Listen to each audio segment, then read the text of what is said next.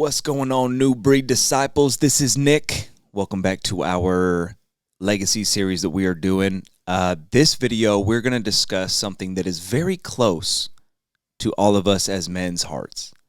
It's something that runs through our DNA, and it is fighting. We are warriors at heart, and I think we have been since the beginning of time. I think that's a man thing.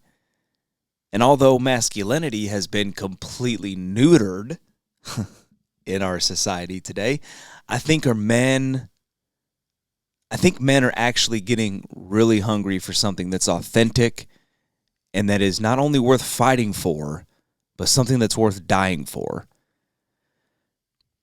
The one fight that is the most important that I feel like for men today receives the least amount of attention is our spiritual lives. And that affects every aspect of our life, and it receives the least amount of attention for most of us. And we all know this verse. We're going to spend some time in Ephesians tonight.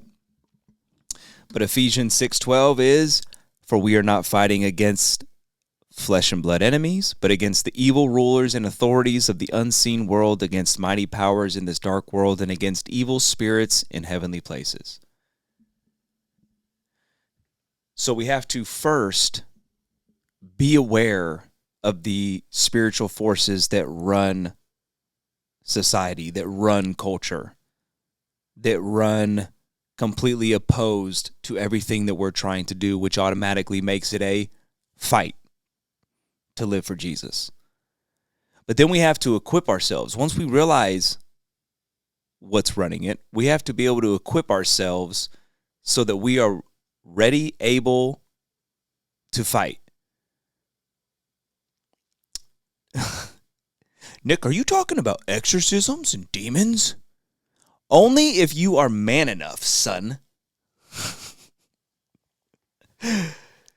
But what forces or desires, addictions, thought patterns, strongholds, generational curses, what type of these things are you fighting?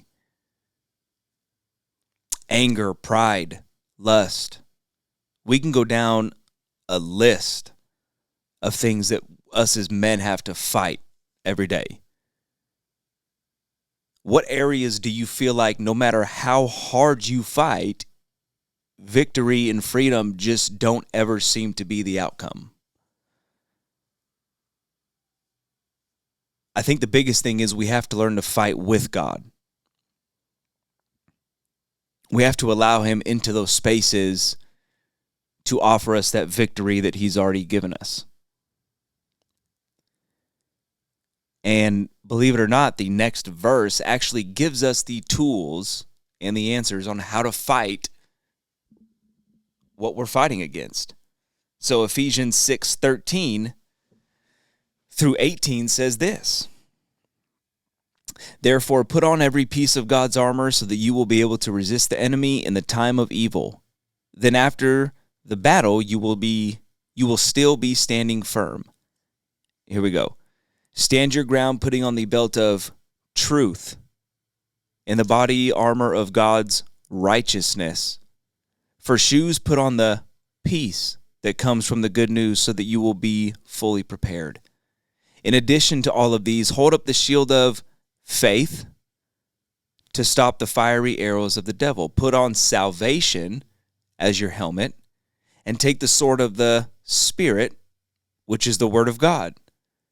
Pray in the Spirit at all times and on every occasion. Stay alert and be persistent in your prayers for all believers everywhere." So what do? Truth, righteousness, peace, faith, salvation, and the Word of God. I would recommend looking into all those words. What do those mean? How do we apply those to our life so that we are walking in a way that is honorable to God?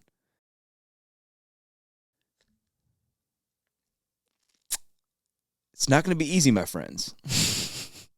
2 Timothy 4:7. I like this. It says, I have fought the good fight, I have finished the race, and I have remained faithful.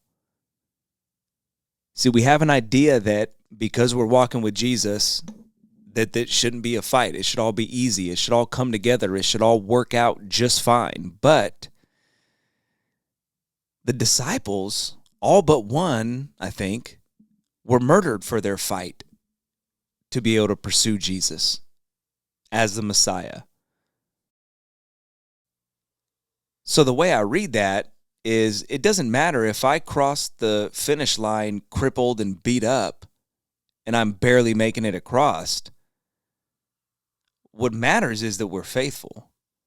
It says, I fought, I finished, and I remained faithful. I fought, I finished, I remained faithful. It doesn't say anywhere, I fought and the devil didn't get one lick on me.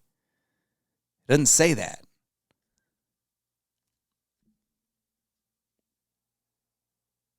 I think we're going to go through hard times. I think we're going to go through struggles. I think the fight is not always going to be easy, but I think we can rest assured because of what Jesus says that we have victory.